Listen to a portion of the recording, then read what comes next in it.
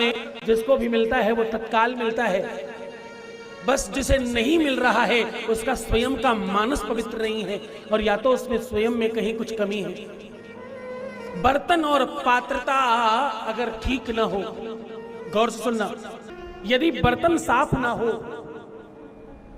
यदि बर्तन अच्छा ना हो, बर्तन अगर टूटा हुआ हो तो कहते हैं सामग्री गिर ही जाती है। एक श्लोक है वेद का, कहते हैं अपात्र दीयते दानम तद्दानम दान संभृतम।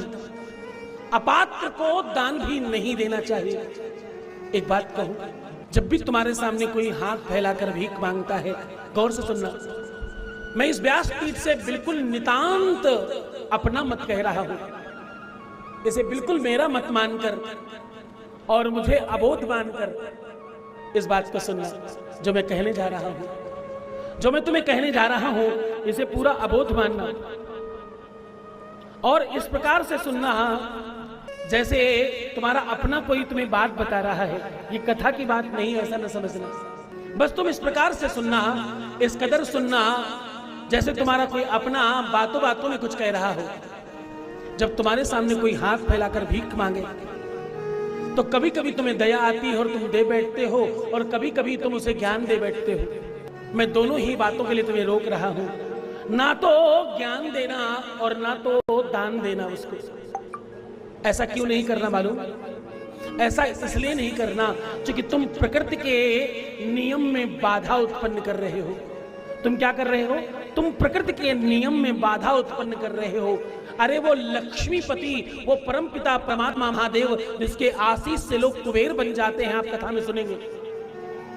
अगर उसे देना होता तो भिखारी बनाकर क्यों पैदा करता और भिखारी बनाकर क्यों रखा होता? जरा विचार करना। तुम्हारे कुछ चंद पैसे देने से क्या वो सच में अमीर हो जाएगा? एकदम ऐसा नहीं होने वाला। मैं इसके टोटल विपक्ष में हूं। ऐसा नहीं करना चाहिए। ऐसा करने से बहुत सारे गुनाहों में बढ़ावा दिया जा रहा है और बहुत सारे गलत कामों में लोगों की लिप्तता बढ़ रही है। लोग जबरन बच्चों को उठाकर ले जाते हैं और उनसे गलत काम करवाते हैं, उन्हें भीख मांगने पर मजबूर करते हैं। मैं आपसे एकदम ये बहुत विपक्षता से, बहुत निष्पक्ष तरीके से कह रहा हूं। आनंद के साथ इस बात को सुनना और वैसे ही समझना।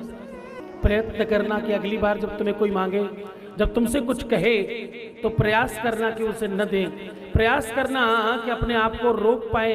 प्रयास करना कि अगली बार जब भी कोई तुमसे कुछ मांग बैठे तो तुम प्रयत्न करना, तुम प्रयास करना कि उसे काम देने की बात कहना। तो बोलना तुम कुछ काम करो, हम तुम्हारी मदद करेंगे। उससे कहना तुम नौकरी करो, हम तुम्हारी मदद करेंगे। उसे कहीं नौकरी दिलाने की बात कहना। मैं आपको सच बता रहा हूं, 100 में से 99 लोग आपको छोड़कर चले जाएंगे। वो बोलेंगे नहीं नहीं, मुझे नहीं चाहिए नौकरी। दान देते समय तुम प्रकृति में बाधा उत्पन्न कर रहे हो और उसको कह रहे हो जाओ तुम भिखारी ही रहना। क्या कह रहे हो? दान देके तुम कह रहे हो जाओ तुम भिखारी ही रहना, तुम्हारी ये प्रवृत्ति बन जाए, तुम्हारा ये नेचर बन जाए, तुम्हारा ये स्वभाव बन जाए और तुम ऐसे ही बने रहना। ऐसा नहीं करना चाहिए। तुम तो उन्हें आशीष दो और उन्हें आगे बढ़ाओ। उन्हें बोलो भीख नहीं मांगना, तो कुछ करके दिखाओ, मैं तुम्हें पैसे दूंगा।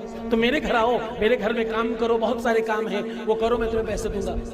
हाँ, ऐसा करके अगर आप उनकी मदद करोगे तो वो सच्ची मदद होगी, अन्यथा झूठी मदद होगी। तो सच्ची मदद क्या है? सच्ची मदद है उनको काम बताना। किसी भी प्रकार का ऐसा दान नहीं देना। दान किसको देना? दान देना है श्रेष्ठ जगह में। दान देना है जहां पर तुम्हारा मानस समझ में आए और जहां धर्म हो रहा हो, जहां सत्कर्म हो रहा हो, जहां श्रेष्ठ कार्य हो रहा हो। किसी भूखे को भोजन कराना दया है, दान नहीं है। ये दया भी उसी की जगह करना जहां सच में किसी को आवश्यकता है। ऐसा करोगे तो तुम्हें लाभ होगा। अन्यथा अगर खराब जगह तुम्हारा दान चला जाए तो वो दान भी तुम्हारे लिए अच्छा नहीं होता। इसलिए शिव महापुराण कहती है अपात्र दीयते दानम। क्या? अपात्र दीयते दानम तद्दानम दान संव्रतम। अपात्र को दान नहीं देना।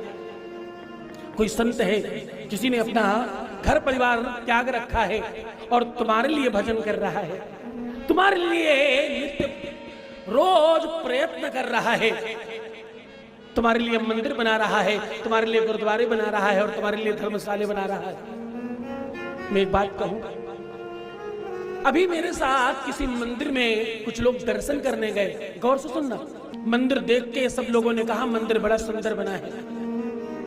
मेरे सामने अगर कभी किसी ने यह कह दिया मंदिर सुंदर बना है, तो मैं एक ही प्रश्न करता हूं, इस मंदिर में तुम्हारा योगदान कितना है?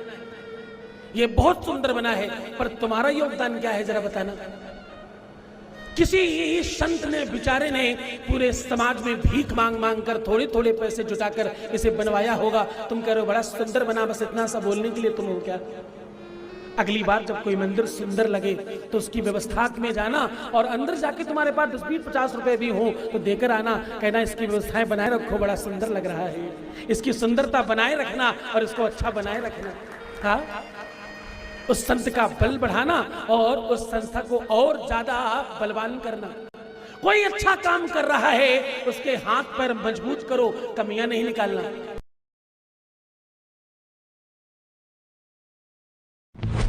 इसमें शुगर है और इसमें डायबिटीज होते ही सब पूछते हैं क्या इसमें शुगर है? अब से पूछना क्या इसमें फाइबर है? जैसे हॉर्लिक्स डायबिटीज प्लस। धन अगर किसी को चाहिए, संपत्ति अगर चाहिए, तो ये महादेव कैसे दे सकते हैं? गौर से सुनना, किसी ने ये प्रश्न किया कि अगर किसी को संपत्ति चाहिए, धन चाहिए, लक्ष्मी चाहिए, तो ये महादेव कैसे दे सकते हैं? क्योंकि लक्ष्मी तो भगवान विष्णु की पत्नी है। तो सूत जी महाराज कहते हैं, ध्यान से सुनो, शिव महापुराण में एक कथा आती है कि लक्ष्मी को एक समय एक बार अभिमान हुआ। क्या हुआ? लक्ष्मी को एक बार, धन अगर किसी को चाहिए, संपत्ति अगर